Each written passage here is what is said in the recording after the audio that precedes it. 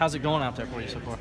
It's going good. I think I'm proud of myself and how I'm doing so far. You know, it's a tough camp though. It's halfway through, so I got another week to go. What's tough? What's Coach Scott doing? It's not Coach Scott being tough. It's just Coach the camp part. It's the camp. You know what that means. But it's hot out there, but you know you got to push through. Yeah, you're like a third of the way through now, I guess. Yeah. A couple more weeks to go. Yeah. So how do you do to get your mind straight, knowing that you still got 14 more practices? It's just a mindset, like you said. You just gotta push yourself and just tell yourself every day, just be great today. That's what I do every day I wake up. I say, let's just be great today. And you know, I just push through, and then when the night comes, I get my sleep because that's important to me.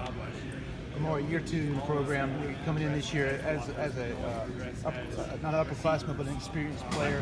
What do you tell the new guys like Justin Ross coming in, Darion Kendrick? How do you tell them to acclimate their way through camp and also into school? Yeah, just come in, just grind, man. You gotta keep your head low, stay quiet. That's what I did. I barely said a word when I first got here, but I just grinded. You know, when I play ball and handle my business in the classroom. So you know, they just gotta stay low. You know, get acclimated to what's going on here. You know, they get used to it sooner or later. How different do you feel being where you are this year, kind of getting into the starting role as opposed to where you were last year at this time, kind of trying to get your feet wet? Yeah, last year coming in, you know, I was a new guy, so you know I had to learn everything. And this year, now that I have the whole playbook in my mind, I know what to do when I'm out there. You know, I'm more confident. I can play faster and stuff like that. So I feel like I'm good on that part. Coach, you mentioned that you're doing a lot of work in the punt return game. Is that one of the things you specialized in back in high school? Yeah, that was one of my things in high school. And you know, I'm glad I'm gonna be able to contribute to this team in that role too. So I'm looking forward to it. What's the mindset of a punt returner? Get north. You know, you gotta catch it, get what you can get. Going that way, you can't go side to side. You're not gonna get anything. And that's how you cause turnovers too. So, how you try not to think about, okay, what's coming at you? Coach Scott does a very good job actually. When I'm looking up at the ball, I can hear him on the side of me telling me if I'm good or not, or if I need to fair catch it. So I give credit to Coach Scott for doing that for me. What do you feel like makes you such a good returner? I feel the fact that, like I just said, I get north. You know, I'm a bigger guy, so I'm able to break more tackles. And, you know, I try not to drop any balls. So, you know, I'm going to keep working, and hopefully this season I won't drop any. And that work ethic that you have, as far as, like we see you after practice all the time, catching extra balls and stuff, where's that work ethic come from, and how much does that help you? The work ethic, it's just been with me for my whole life. You know, coming from what my dad did, what he accomplished. You know, he's told me he want me to do more. He want me to achieve more than he did. So, you know, that's my motivation. You know, every day that I come out here, I'm just thinking, you know, he won a national championship, so I'm trying to win too. He played 3 years in the NFL, I think, so I'm trying to play at least 5. So, you know, that's my motivation. So that's what gets me through. That's what I was going to ask. Oh, really? I almost word for word. Go back to the two freshmen I was talking about. What are you seeing in those two guys, Darion and Justin, and what they bring to this wide receiver core that you guys don't already have? I think our wide receiver core, we have a lot of things, you know, and they just add to it. You know, toughness. DK, he's very tough. You know, he goes and catches everything that comes his way. And Justin's tough too. You know, he's playing through a shoulder injury right now, so he's pushing through that. And props to him for that because that's a hard thing to do. How would you describe yourself as a receiver, and where do you feel like you've grown the most from this time last year to now? As far as growing the most, I feel like confidence, because last year, like I said, being a young guy coming in, you know, I had to build my confidence from going to high school to college. So I feel like I'm improving my confidence, being able to go out and do what I know I can do, and doing it consistently. So it seemed like you were last year like the heir apparent to Ray McLeod, and I mean you're slotted in to take over for his own spot this year. What did you learn from Ray last year? Did you hang out with him and pick his brain throughout the season? Yeah. Ray did a good job, you know, helping me learn the playbook when I first got here. And when we got out on the field, he helped me on like techniques and stuff, how our defense plays us versus in practice, because you know we go against him every day.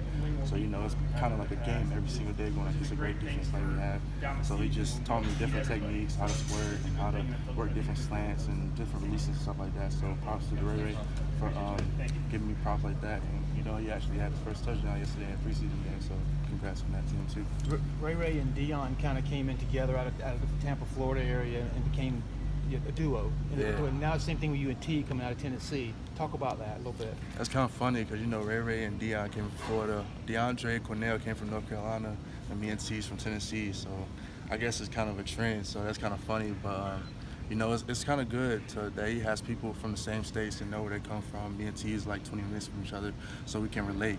You know, we can push each other in that way. So I feel like that's good.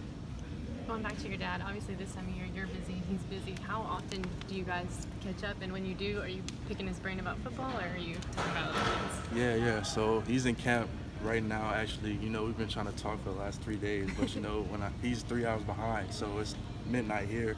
He's just not getting out of practice. So we say I'll talk tomorrow, but then that time comes and then we miss each other again. But you know, whenever we talk, we just talk about how camp's going. You know, I show him my one-on-one videos and what I'm doing in practice, and he just gives me tips on what I can fix and stuff like that. But you know, I pick his brain and ask him what I can get better at too. You know, it's never like a thing where I don't feel like I can't ask him anything. You know, he's always still a dad, and he's gonna give me the best information. As far as, I'm sorry. Yeah, you good. I just mean, like, as far as technique and everything, how much did he kind of help you coming up and kind of learning the game?